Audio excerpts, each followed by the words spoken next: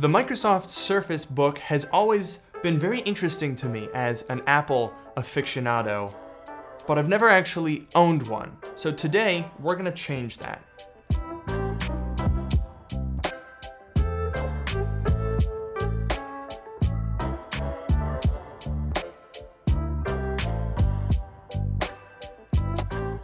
Today's video is sponsored by my friends over at Declutter, a fast, safe, and reliable way to buy and sell tech. If you're looking to upgrade to one of these fancy new machines, you can sell your old tech to save a ton of money.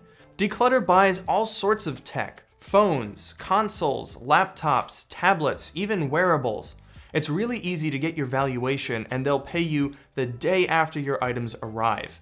Keep your old tech out of the junk drawer and out of the landfills, and take hundreds of dollars off your next tech purchase. Declutter has provided you guys with an exclusive code to get 10% more value from your old tech. So head over to the link in the description below and use code MIANI10. So I don't know if you guys have noticed this from watching my videos, but I have a lot of MacBooks. So it may come as a bit of a surprise to see me with a Microsoft Surface Book 3. And to be sure, these are very different devices, but in a lot of ways, weirdly, they're actually very similar. For one, both of these devices are aimed squarely at professional creatives.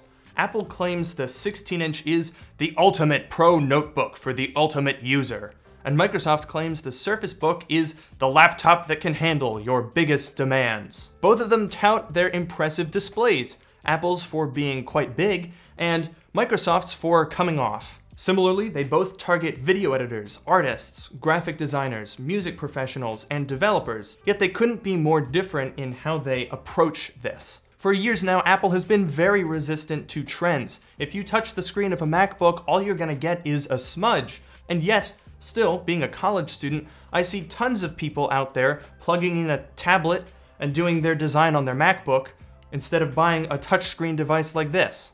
Why is that? Now, I'm not going into this video trying to prove that the MacBook is better or trying to prove that the Surface Book is better. I just want to see what both of these devices have to offer. They're very different, both of them are flawed and unique in their own ways, and today I'd like to explore that dynamic. So let's start by cracking into the Surface Book 3. This is actually very exciting for me. I've unboxed a lot of Apple laptops, but I've not owned a ton of PC laptops. Now, the configuration that I went for right here is the base model. It has 256 gigabytes of storage, 16 gigabytes of RAM, a Core i7, and NVIDIA GTX 1660 Ti graphics. Now, straight away, okay, it is a lot bigger than a MacBook Pro. I guess that's kind of to be expected. So let's see what else we get in the box. Not a lot. I'm very used to that. Apple doesn't do a lot in the box either.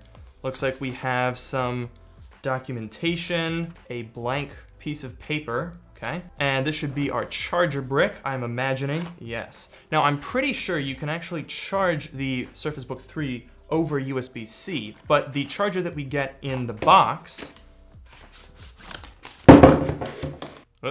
is the Surface Connect charger. I actually like this charger. Let's try it out.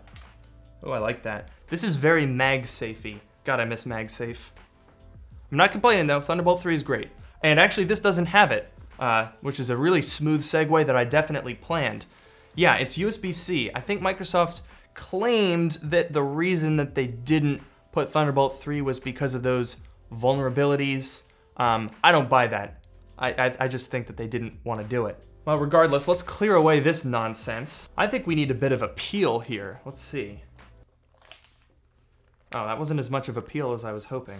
I really do like the design of this. It's a little bit older. This design came out, what was it, 2015 was the original Surface Book. The 15-inch didn't get added until 2017, and then it hasn't been updated until now. So it's a little bit of an older design, but personally, I think it looks pretty nice. The only thing that really breaks up this very clean design is the vent that goes around the outside.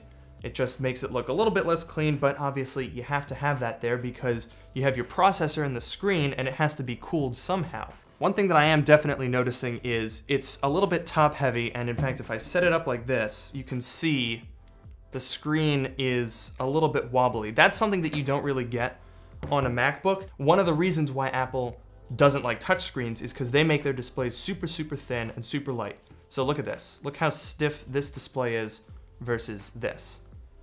That's one of the trade-offs that you get when you have an entire PC in the screen versus just a screen.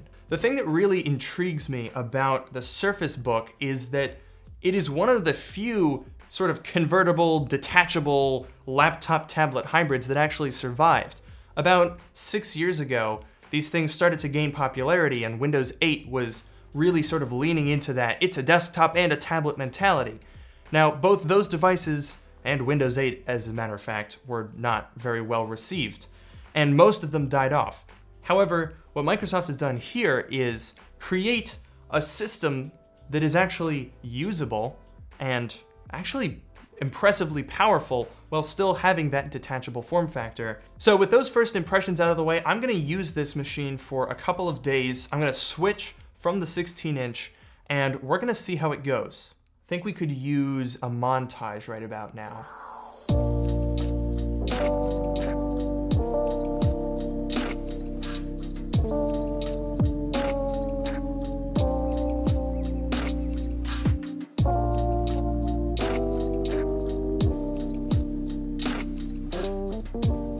So, the Microsoft Surface Book 3.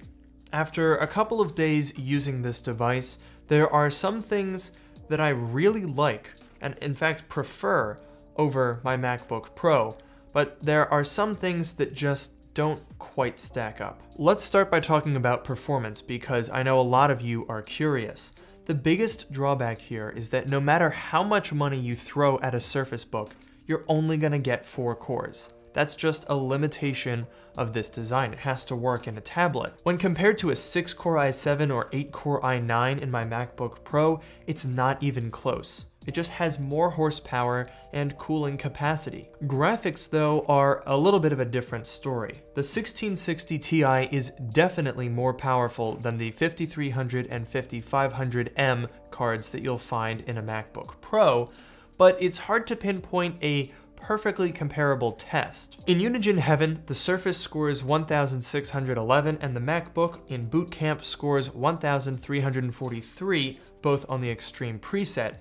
But it's important to note that this isn't exactly representative because the drivers for the 16-inch MacBook Pro are terrible. Now, in the olden days, Apple used to release graphics driver updates with their Boot Camp software updates, and that meant that they were often very strange and outdated drivers. However, recently Apple has relinquished driver control to AMD, which on paper sounds like a good thing, but it's actually been really, really bad. Somehow, AMD hasn't updated the drivers for the 16-inch MacBook Pro at all. That's right, the initial driver release from November 2019 is the only one that's out there. It won't use the drivers for the normal RX 5500M graphics, and if you try to install AMD Adrenalin, which is like their auto-detect GeForce Experience type thing, it crashes. It says that there is no AMD graphics hardware at all. I could understand if they were a little bit lacking on some old generation card from a 2015 Mac,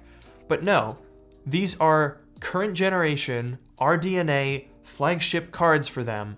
Why are they not getting updates? But regardless, your experience in Windows is going to suffer, and that's worth noting. So with performance, you're gonna get a bit of a trade-off. The MacBook will dominate CPU tasks, and the Surface will win in graphics and absolutely annihilate with the Quadro option. But we all know that a laptop is more than a CPU, GPU, and some RAM inside of a box. In fact, this one is 2 boxes. One of the things that's actually really nifty about this design is because the CPU is up here and the GPU is down here, they're cooled separately and it spreads the heat so it's not all from the same heat pipe. This is actually a really cool idea and it keeps the keyboard deck from getting really, really hot. However, the CPU definitely could use some better cooling. Performance drops off pretty significantly under extended use. Another quality of life aspect I love is the aspect ratio. It's 3x2 and it's lovely for productivity. The 16x10 displays Apple's been using for ages now and that you'll find in the new Dell XPS series are great as well, but 3x2 is just really cool to use. The extra height is great for web browsing. I don't even mind the larger bezels on the Surface Book because in tablet mode, it gives you something to hold on to, and you'll need that with a 15-inch display in your hands. Unfortunately, while this is the best detachable I've ever used, it does still have some quirks. The headphone jack is really weirdly positioned. I've noticed some inconsistency with the touchscreen where sometimes in laptop mode, it doesn't register touch and has to be restarted. And annoyingly, some apps like Google Chrome get confused and the mouse disappears when hovering over them. It's really, really annoying. Something else I was a little bit disappointed with is the keyboard. It's not bad, in fact, I think it's quite good, but it just doesn't feel as nice as a Magic Keyboard, and I don't like the 3-stage backlighting. The keys aren't individually lit, and the white backlighting makes the letters blend into the silver keycaps a little bit too much. I do really enjoy the slight incline of the palm rest, however. It means that you're not typing on a flat surface, and it's really, really comfortable. The trackpad is also really good and really, really smooth. It's just about as precise as an iconic MacBook trackpad, but why the heck is it so small? They should have made it like twice this size, and it's also a traditional diving board mechanism, which means you can't click at the very top of it, which is definitely a little bit last gen. In fact, I would say this trackpad is nearly identical to like a Retina MacBook Pro trackpad from 6 or 7 years ago. With all that being said, I genuinely do like the Surface Book as a concept.